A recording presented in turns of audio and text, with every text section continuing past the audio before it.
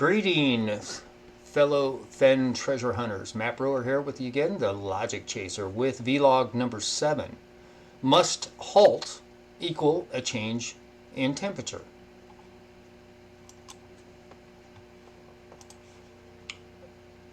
Here are some common arguments, and in fact some that I've actually made over the years that I've been looking for this treasure.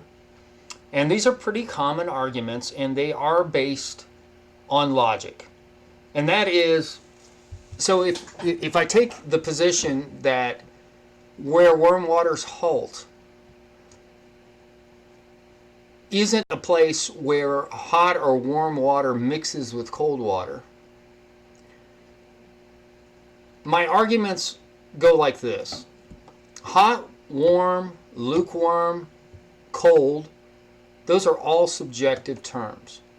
So at what temperature does bath water warm, for example, cross into lukewarm? And when does lukewarm cross into tepid, if those are different, and then into cold? Is lukewarm comfortable, as Forrest defines warm? He defines it as something that's comfortable. So is lukewarm comfortable when the air temp is 40 degrees? How about 20 degrees? If I'm sitting in lukewarm water, for example, in the Rocky Mountains, and the air temperature is 80 degrees in the summer, well, that's probably pretty comfortable. But what about when the air temperature is 40 degrees? What about when the air temperature is 20 degrees? Also, isn't the place where the hot or warm water mixing with the cold water, isn't that a constantly moving point? I.e., is it the same point in all 4 seasons? Like when snow is melting and the flow of the river is very high. Or if the cold water temperature that's mixing with the warm water or hot water is 50 degrees in the summer, or when it's 35 degrees in the winter.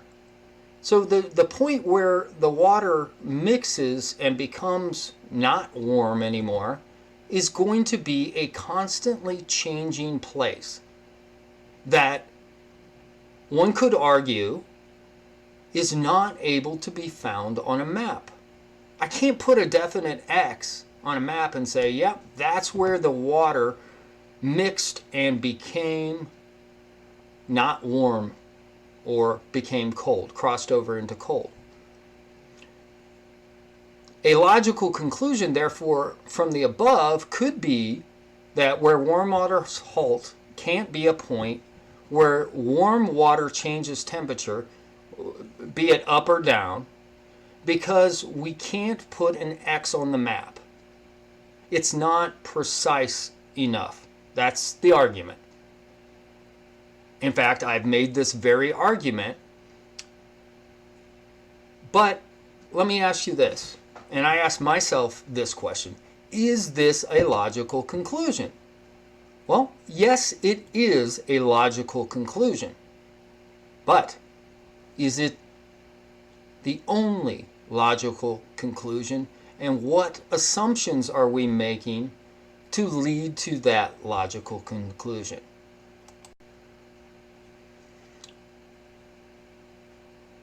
So we take what we just talked about, those points, and we could come, like I said before, to the conclusion that where warm waters halt can't be a point where warm water changes temperature up or down, because we can't put that X on the map. But that conclusion is based on an assumption, and that assumption is that the meaning of halt is to bring or come to an abrupt stop. Now, that is the verb use of the word halt, as you can see on the screen. But what if we take this and look at it from the other perspective and take the other assumption of the word halt.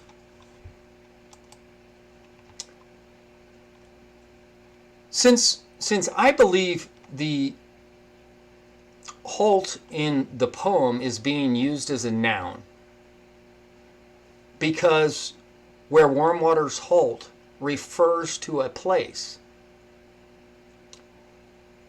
then it means that a temporary, the version of halt, which we say is a temporary suspension of movement or activity, we could substitute the word in pause to the flow of warm water. So if we make the assumption that halt is being used as a noun, then the temperature of the water doesn't have to change in order for the water to halt. It only has to temporarily stop flowing. Think about how we talk about a train. The train halts in the station, right? The train didn't halt in the station because the temperature of the train changed or some other property of the train changed. It's simply because it is stopping to pick up and unload passengers before it continues on its path. So our common use of halt who goes there, halt as it relates to trains or buses, is many times used as a noun in that it's a temporary suspension before whatever thing we're talking about continues on its normal flow or in its normal motion. And with the train, it's locomotion, right? So when it pauses or halts in the station, it's doing so temporarily. So let's evaluate the other logical conclusion, which is whether the water is hot, warm, or cold. Water almost always moves by flowing or falling as rain, right? I can therefore temporarily pause the flow of water by turning off a faucet or putting a plug in the bathtub, or I can even do it as far as damming a river or stream, but none of those are likely answers for where warm waters halt, because at least the first two can't be found on the map. The holding tank or a man-made pool is not likely to be around in 100 years, or we've also heard from Forrest specifically about a dam that warm waters halt isn't associated with any dam. Okay? Now, here's the point I want to make with this video, and it's to get you thinking about what the other logical conclusion is. So nature can also temporarily stop or pause the flow of water at a lake or at a hot spring pool, a cold spring pool, a warm spring pool, a cenote, a tide pool, an endorheic basin. All of those places are places where nature halts temporarily the flow of water. So the key point here is warm water doesn't necessarily have to change temperature to halt. But for clarification, am I saying this means the fishing boundaries can't be where warm waters halt? No, I'm not saying that. Does this mean that I'm suggesting that where warm waters halt can't be where the warm water mixes with the cold water and changes temperature? No, I'm not saying that either. It is very possible. You can look to Forrest's story about river bathing as best, and he talks about the mixing of the warm and the cold water and how he would move a foot or two in either direction to change the water temperature so it would remain comfortable for him. What I am suggesting in this video is that we should broaden our thought process in that a thermal spring pool could very well be where warm waters halt. And that doesn't have anything to do with mixing with water, with cold water. And that's because the warm water pauses in the pool before it continues to flow.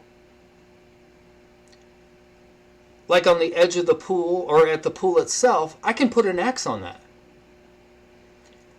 Furthermore, the warm water pauses or halts and then it begins to flow again downstream. It may or may not still be warm. So when the temperature changes, or where the temperature change isn't the point of demarcation, I can find that spot on the map. Hopefully what I've said today makes some sense, and I'm sure that there are some that have already gotten to this point and believe this all along. But I can say for me, I was stuck up until about a year ago with the idea that the point where the water mixes and becomes not warm anymore is not a precise place. And I think what has transpired over the last year is I've come to believe through my own investigation and understanding the way halt is used in the poem and thinking about it from that perspective of a temporary pausing of the water, I think that's what's led me more than anything to another logical conclusion, which is those hot pools, those warm pools, those are places where warm water does halt, and it doesn't have to necessarily be that the warm water isn't warm in order for it to halt.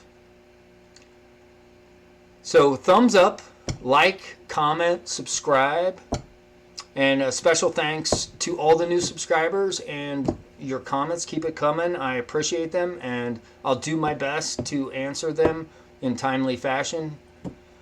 Next up, I've been promising this vlog for a while. What would Forrest do?